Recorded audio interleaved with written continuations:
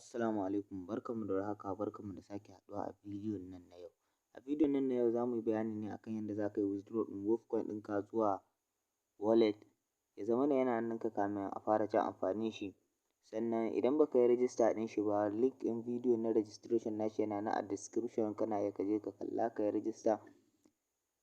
Sannan kuma muna mai roƙonka idan baka danna mana subscribe ba, ka daure ka danna mana subscribe, ka danna ƙararrawa ka zaɓi all, saboda da zarar mun saki sabon bidiyo kai ma ka samu.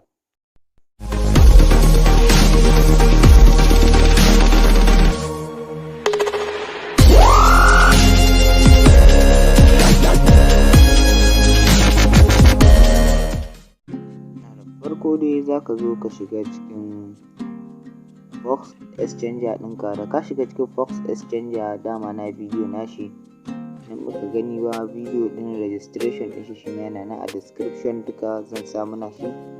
Da ka shiga cikin Fox Exchanger za ka ga Wolfcoin daga can sama, da ka yi clicking kan shi za ka ga ya buɗa maka wuri kamar haka, sai ka zo ka danna bisa kan receipt. Kana nan da bisa kan receipt nan za ka ga ya maka copy ɗin wallet address nashi kenan, sai ka fito ka dawo daga baya, sai ka zo ka nema Wolf network ɗinka, sai ka shiga. Daga zaran ka shiga cikin Wolf network ɗinka, sai ka jira ya buɗe. Da zaran ya buɗe sai ka zo daga nan sama wajen da ka ga an sa home nan, layin nan guda uku, sai ka yi clicking kan shi. Kana clicking kan shi za ka ga ya buɗe maka fuska kamar haka. Yana buɗe maka fuska kamar haka, za ka bi wajen da aka sa abin ga withdraw coin. Idan ka ga withdraw coin ka clicking kan shi, sai ka zo daga nan wancan abin da ka kwafo cikin abin ga Fox Exchanger ɗin nan, sai ka zo ka yi paste ɗin shi a nan.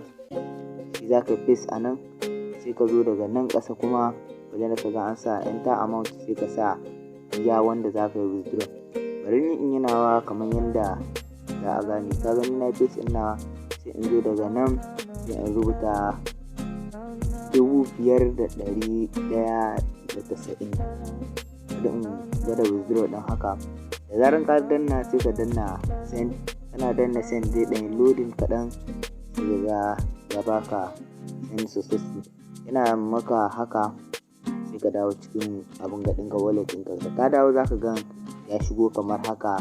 Za ka ga nawa ni ma gashi nan ya shigo 5,190. Za ka ga kai ma naka ya shigo haka nan.